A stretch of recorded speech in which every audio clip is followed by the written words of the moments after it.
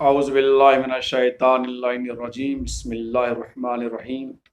الحمد للہ رب العالمین والعاقبۃ للمتقین والصلاة والسلام علی اشرف الانبیاء والمرسلین ومولانا ابی القاسم محمد۔ عزیزان محترم، ہر روز کی طرح آج بھی آپ کے سامنے حاضر ہوا ہوں، آج ایک نیا سوال لے کر، اور وہ سوال یہ ہے کہ حضرت امام حسین علیہ السلام جب مدینہ سے چل رہے تھے کربلا کے لیے، تو اپنے پورے فیملی کو، اپنے خانوادے کو، اپنے گھر والوں کو، بال بچوں کو لے کر کربلا جا رہے تھے، جبکہ یزید امام حسین علیہ السلام سے بیعت کا طلبگار تھا، نہ کہ فیملی سے بیعت کا طلبگار تھا۔ اس نے کبھی بھی علی اکبر سے یہ نہیں کہا کہ مجھے آپ سے بیعت ہے، یا جناب عباس علیہ السلام سے نہیں کہا کہ آپ سے بیعت چاہتا ہوں۔ وہ تو صرف اور صرف امام حسین علیہ السلام سے بیعت کا طلبگار تھا۔ اور یہ بھی بات معلوم ہے کہ امام حسین علیہ السلام یہ جانتے تھے کہ ہم جب سفر کر رہے ہیں تو ہمارے سفر میں ہمارے بال بچے سب کو اسیر اور قیدی بنا دیا جائے گا، ظلم ہوگا۔ یہ سب کے سب جانتے ہوئے بھی حضرت امام حسین علیہ السلام نے اپنے بچوں کو، اپنی عورتوں کو کیوں سفر میں لے گئے؟ سوال یہ ہے کہ حضرت امام حسین علیہ السلام اپنے گھر والوں کو اپنے ساتھ کربلا کیوں لے گئے، جبکہ اس کا علم تھا کہ امام حسین علیہ السلام کے شہادت کے بعد عورتوں اور بچوں کو اسیر اور قیدی بنا دیا جائے گا۔ اس کے جاننے کے باوجود امام حسین علیہ السلام نے اپنے بچوں کو، اپنی عورتوں کو اپنے ساتھ کربلا لے گئے۔ کیا وجہ تھی، کیا سبب تھا، کیا ریزن تھا کہ امام حسین علیہ السلام نے اپنے بچوں کو، اپنے عورتوں کو کربلا لے گئے؟ مدینہ ہی میں چھوڑ دیتے، مدینہ ہی میں رہتے بچے، صرف حسین ابن علی باہر نکل آتے، کربلا پہنچ جاتے۔ علماء نے، بزرگان دین نے اس کی کئی جوابات دیے ہوئے ہیں۔ پہلا جواب یہ ہے کہ چونکہ مدینہ میں امام حسین علیہ السلام کو امن کی جگہ احساس نہیں ہو رہا تھا کہ ہمارے بال بچے جو یہاں رہیں گے تو وہ محفوظ نہیں رہ سکتے۔ اور جب امام حسین علیہ السلام مدینہ سے نکلے تو کوئی بھی ایک ایسا شخص نظر نہیں آیا کہ جو حضرت امام حسین علیہ السلام کو منع کرتا کہ آپ مت جائیے، یا آپ جا رہے ہیں تو اپنے بال بچوں کو چھوڑیے، ہم ان کی حفاظت کریں گے۔ یہ کوئی بھی شخص نے یہ نہیں کہا کہ ہم آپ کے بچوں کی حفاظت کریں گے۔ امام حسین السلام کی نگاہ میں مدینے میں اپنے بچوں کو رکھنا امن کی جگہ میں،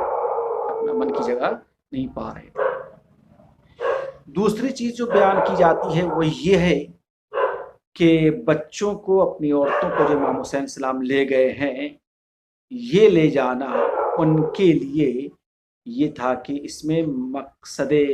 الہی تھا، ارادہ الہی تھا۔ امام کا لے جانا بچوں کو، اس میں ارادہ الہی تھا، کیونکہ جب نکل رہے تھے تو کسی نے پوچھا کہ آپ کیوں جا رہے ہیں،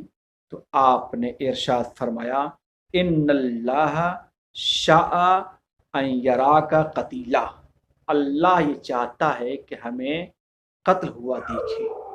تو لوگوں نے کہا کہ جب اللہ یہ چاہتا ہے کہ آپ کو قتل ہوا دیکھے، شہید ہوا دیکھے، خون میں غلطہ دیکھے، تو پھر اپنے بچوں کو اور عورتوں کو کیوں لے جا رہے ہیں؟ تو آپ نے ارشاد فرمایا ان اللہ شاء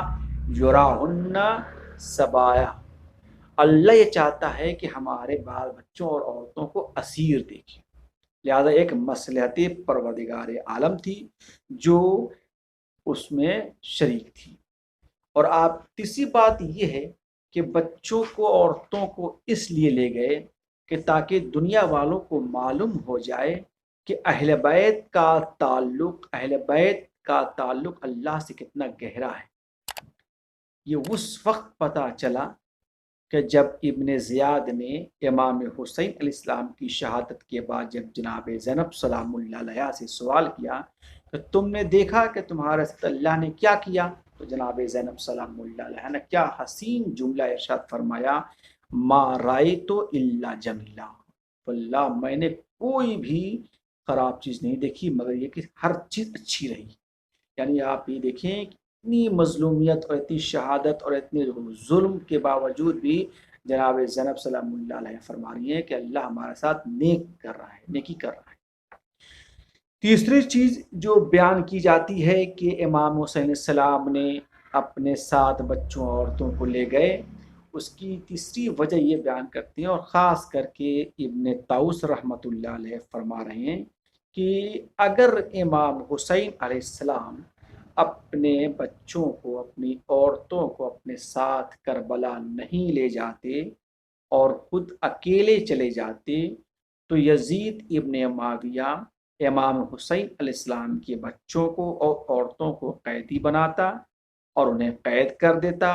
اسیر بناتا، اور پھر امام پر دباؤ ڈالتا کہ وہ امام آئے یہاں پر ہم سے بیعت کریں تاکہ ہم ان کے بچوں کو چھوڑ دیں۔